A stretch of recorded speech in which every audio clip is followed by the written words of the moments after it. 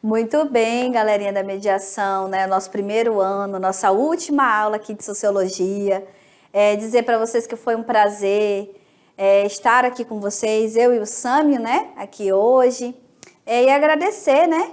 Aqui a gente está esperando a extra classe, tá, gente? A gente está lá no grupo, junto com os professores presenciais. E eu estou olhando, vocês estão entregando trabalho de espanhol agora, a questão das comidas, né? A gente fica ali de olho nos trabalhos de vocês e vê que vocês só são um sucesso aqui na nossa mediação, tá? Então, quem não ficou de recuperação, mas que deseja relembrar esses conteúdos, fiquem aqui com a gente, né? Assista essa aula também, né? Não só para as pessoas que ficaram de recuperação. E qualquer dúvida, qualquer questionamento sobre a extra classe, que eu não vi ainda alguém postar algo no grupo, né? Mas sempre que vocês postarem, falam lá, professora de sociologia, aqui é a extra classe da escola Tubarão, né? Da escola, enfim, em Burana, né? Tô lembrando aqui de algumas escolas. Então, vocês mandam aí pra gente que a gente vai dar uma olhadinha nos trabalhos e vai ali, né, dar o feedback para vocês, que isso é importante, né? Para ver se vocês estão no caminho aí, tudo certinho, né? Então, vamos lá para a nossa revisão de recuperação da unidade 2, né? Esses foram os conteúdos que a gente colocou no plano pedagógico. Então, esses conteúdos já estavam no plano pedagógico, lá o plano que foi enviado para cada escola, né? Para as CREs, e as CREs enviou para a escola. Então, a gente vai falar sobre as relações e interações sociais, conteúdos simbólicos da vida humana, a natureza e a cultura e identidade e cultura, parte 1, tá? Então, esses são aí os nossos conteúdos que irão ser cobrados na avaliação. Bom, nessa aula aqui sobre as relações e interações sociais, nós falamos que existem dois tipos de consciência dentro da sociedade, né? Que é a consciência coletiva e a consciência individual. Isso é uma premissa aí do Durkheim, né? Esse estudioso, que é muito importante para a sociologia. Então, segundo Durkheim, a consciência coletiva é a força coletiva exercida sobre um indivíduo que faz com que este haja e viva de acordo com as normas da sociedade na qual ele está inserido. Então, para o Durkheim, a sociedade está acima do indivíduo, né? Está acima do indivíduo e ela vai exercendo essa força coletiva sobre esse indivíduo para que ele haja, para que ele viva de acordo com as normas da sociedade da qual ele faz parte, da sociedade da qual ele está inserido. Então, essa é a consciência coletiva, segundo Emile Durkheim. E aí, segundo Durkheim, existem duas consciências distintas em cada indivíduo. Uma é aquela que se confunde com o todo da sociedade e ajuda a formá-la. E a outra é a que cada pessoa tem em particular, né? E que faz o indivíduo ele ser diferente dos demais, apesar dele fazer parte do todo, que é a consciência individual. Então, uma é exercida por essa força da sociedade sobre o indivíduo, e a outra, que é a consciência individual, é a consciência dele particular, que faz ele ser aí o diferente do todo, né? Apesar dele fazer parte desse todo. E para o Durkheim, cada indivíduo ele tem aí essas duas consciências, né? Ok? Tranquilinho até aí? Então, tudo bem, né? Esse conteúdo ele é muito tranquilo, né, gente? E aí a gente traz o conceito de solidariedade social. Então, solidariedade social representa aí, tem a ver com os laços que unem os indivíduos dentro de cada sociedade. Então, o Durkheim ele tinha essa curiosidade, né, de saber quais são os laços que unem os indivíduos nas diferentes sociedades. Solidariedade não é ser bonzinho, não é ser solidário, né? Tem a ver com os laços sociais. É que ele falava solidariedade, tá? Laços são os laços que unem os indivíduos. Para Durkheim, a sociedade ela é explicada por esses laços, né? Que unem os indivíduos à coletividade, que é a solidariedade social. Segundo Durkheim, a solidariedade pode ser mecânica ou orgânica. Então, vamos lá para explicar cada uma delas, né? Para Durkheim, a solidariedade mecânica ela é característica das sociedades simples. Então, A solidariedade mecânica, gente, ela é uma característica dessas sociedades simples, de grupos menores, né? Por que mecânico, né? Mecânico tem a ver com uma engrenagem de uma máquina, onde essa engrenagem, ela faz o mesmo movimento o tempo inteiro, né? Ela faz o mesmo movimento. E esse movimento repetido, né? Ele tem a ver com os papéis que cada indivíduo tem dentro dessa sociedade, né? Nas sociedades mais simples, considerada mais simples para o Durkheim, os homens, por exemplo, têm os mesmos papéis. As mulheres, por exemplo, também têm os mesmos papéis, diferente das sociedades mais complexas. Então, mecânica é porque tem a ver com como se fosse uma máquina de engrenagem. Ela faz as mesmas funções, né? E aí corresponde a essa analogia que ele faz aí das sociedades mais simples. Pois bem, então nessas sociedades, os indivíduos que a integram compartilham das mesmas noções e valores sociais, tanto no que se refere às crenças religiosas, como em relação aos interesses materiais necessários à subsistência do grupo. Então, dentro das sociedades mais simples, ou seja, de solidariedade mecânica, os indivíduos compartilham das mesmas noções de valores, das mesmas crenças, os papéis sociais são iguais, né? Todos os homens fazem o mesmo papel social, as mulheres também, né? Então, corresponde aí a essas noções mais simples, né? Mais simples, por quê? Porque são sociedades pequenas.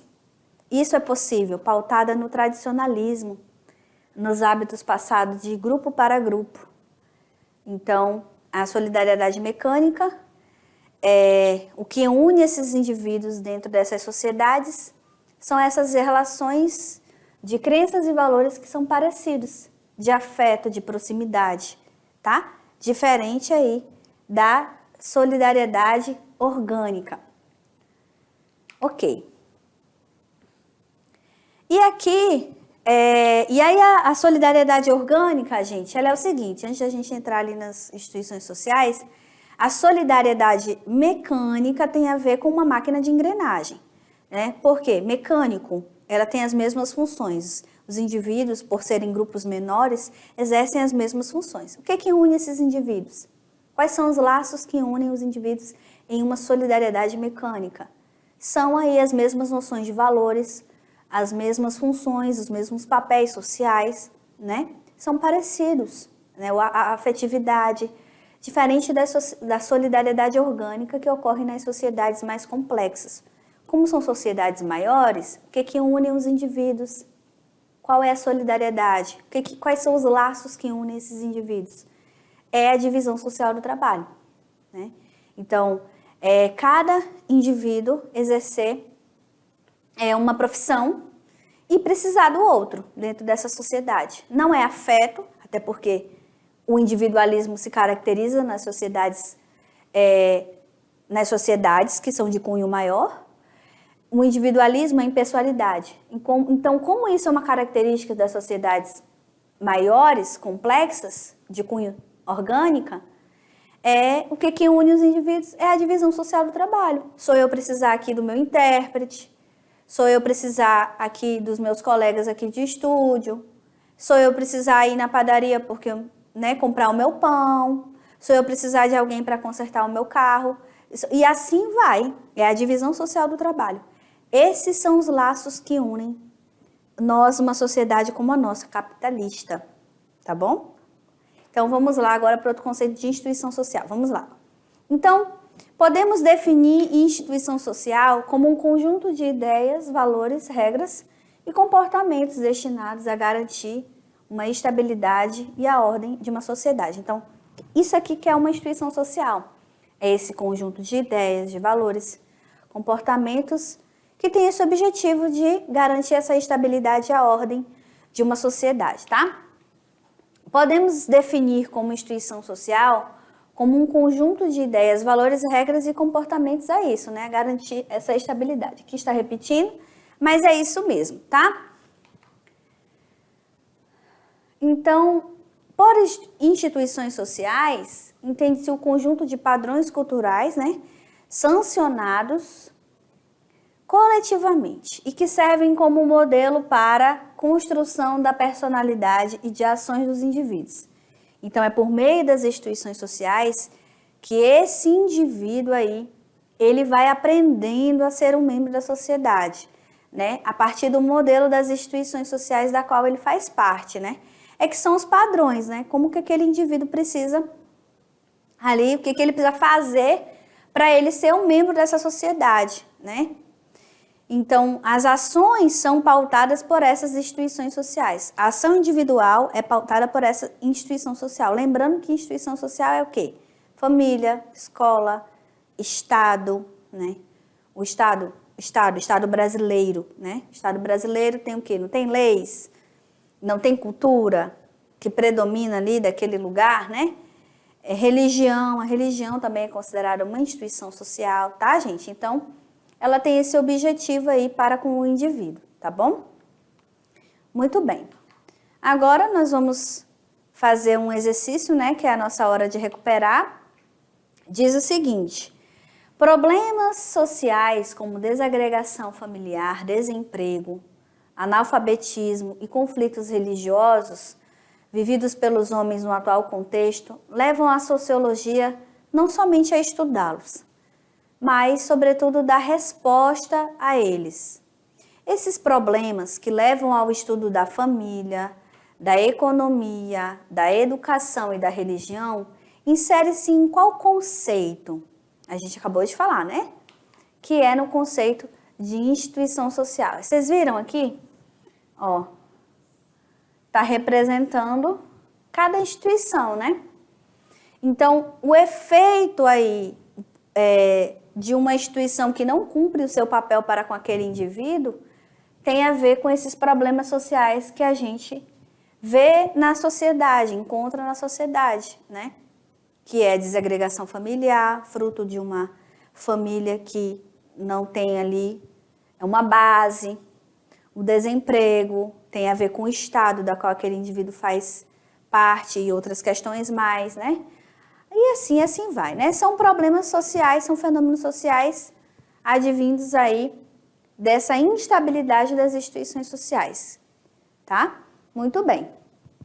Então, vamos agora para o próximo conteúdo, que é sociedade e comunidade, né? Então, a gente viu que o Durkheim, ele estuda a solidariedade mecânica nas sociedades mais simples, que são ali basicamente as comunidades, que são de cunho menor, e a sociedade, que é a solidariedade orgânica, que é nas sociedades ali maiores, mais complexas, capitalistas. Então, vamos para a definição de sociedade e comunidade, que é importante para nós, né? Então, sociedade é uma coletividade ou organização de pessoas geridas pela presença da formalidade das burocracias, tá, gente? Então, aqui a formalidade ela é muito forte, né? Por quê? Porque o que caracteriza-se dentro dessa sociedade, como os indivíduos se comportam, já que eles são muitos, já que são muitas culturas, já que tem uma diversidade enorme, é aí a impessoalidade e a individualidade. É o que existe de mais forte dentro das sociedades. Então, sociedade é algo grande, grandioso, complexo, que tem muita cultura, muita religião, muita gente diferente, né? É sociedade, fruto dessas sociedades capitalistas, desse sistema capitalista. E aqui ela é caracterizada pela impessoalidade e individualidade. E o que vai regular essas pessoas? As burocracias, as formalidades, as legislações, né? E comunidade? Comunidade é o quê? É uma coletividade ou organização de pessoas gerida pela maior presença de costumes, hábitos e tradições. Caracteriza-se por relações pessoais e de pessoas mais próximas, né? De afetividade. Então, como o grupo é menor, como são comunidades, essas proximidades elas são mais possíveis, né? Elas podem existir e pautadas aí principalmente nos costumes, nos hábitos que vai indo aí de geração para geração. Bom, o Brasil, ele possui uma vasta diversidade cultural, né? Os colonizadores europeus, a população indígena e os escravos africanos foram os primeiros responsáveis por essa grande diversidade cultural aí que nós temos, por essa disseminação, né? E aí, nós trouxemos também o conceito de alteridade, que é importante para vocês, porque parte do pressuposto de que todo indivíduo é interdependente dos demais sujeitos aí de seu contexto social. Isso é, o mundo individual, ele só existe, eu só sei quem eu sou porque eu vejo um contraste com o mundo do outro, né? Há um contraste com o mundo do outro, tá? Isso é alteridade, que é ali essa interdependência dos demais sujeitos, né? E que todos têm aí esses direitos, né? Direitos de ser quem ele é, o reconhecimento do outro dentro das suas particularidades, das suas individualidades, da sua cultura, do seu jeito, do seu modo, enfim, né? Preconceitos são o que é, né? O que são preconceitos? São atitudes negativas e desfavoráveis contra uma pessoa, grupo, povo ou cultura diferente daquele que o manifesta. Discriminação é uma atitude ou tratamento diferenciado, né? Ali em relação ao outro que prejudica uma das partes envolvidas. E aqui a gente trouxe nessa aula 15 a natureza e cultura, né? Pluralidade sociocultural, onde a gente trouxe o conceito de ideologia, cultura de massa e indústria cultural. Ideologias são formas de ser, de pensar e agir. Segundo Marx, o capitalismo se apropria da ideologia dominante para disseminar essa ideologia, para fazer com que as pessoas se conformem, pensem de acordo com a ideologia dominante, né? Cultura de massa. Então, ideologia pode ser também visão de mundo. Visão de mundo, e aí o Marx já traz essa criticidade, né? Essa visão de mundo disseminada aí com propósito, né? Cultura de massa. Destina-se às massas urbanas, busca homogeneidade e é subordinada aos meios de comunicação. O meio de comunicação ajuda, né, a propagar a cultura de massa. E indústria cultural são os meios de comunicação controlados pela classe dominante em busca dos lucros. Consumir é o lema da indústria cultural. Então, a indústria cultural, ela se apropria aí, né, da cultura para buscar lucrar. E cultura de massa tem esse objetivo de atender as massas urbanas, homogeneizando as culturas, colocando todo mundo como se tivesse uma cultura só, como se fosse uma cultura global, né? A globalização, ela ajudou muito nesse processo de disseminação da cultura de massa e da indústria cultural. Agora vamos fazer mais um exercício, né? Que fala sobre a indústria cultural, né? A indústria cultural é o conjunto dos veículos de comunicação, como o rádio, a TV, a internet, controlados pela classe dominante que transformam o lazer em um prolongamento das relações de trabalho, que prevalece a lógica da mercadoria, da coisificação e da mecanização, que afasta essa possibilidade de reflexão crítica, né? Pode-se concluir o quê? Vamos lá. Que a cultura de massa transforma tudo em mercadoria. Tudo, gente. A cultura, né? A cultura, uma coisa simples, ali passou a ser mercadoria, né? Para ser vendida, para ser consumido, tá? Esse é o objetivo. Aí aqui a gente trouxe a identidade e cultura na aula 20, que é o quê, né? Elas estão atreladas à identidade pessoal, que é construída socialmente. A identidade social construída socialmente, como as pessoas te enxergam, e a autoidentidade, como você, essa sua relação com o mundo, né? Com a sociedade da qual você faz parte. Símbolos possuem sentidos e significados construídos socialmente. Para Geertz, o comportamento humano é sempre simbólico, né? O homem cria todo o tempo esses símbolos, né? E aqui a gente trouxe essa presença da cultura na sociedade, que engloba o quê? A cultura material e a imaterial. Material são os objetos tangíveis, aquilo que eu posso tocar, que tem a ver com construções, artesanatos, que mais? A imaterial são as práticas, as expressões das pessoas ali, né? Os ritos, as lendas, os mitos. Cultura popular é as expressões e práticas do povo. A erudita já é aquela que eu posso comprar, que são das classes dominantes, na verdade são criadas pelas classes dominantes, porque até na cultura há uma divisão das classes sociais, né, gente?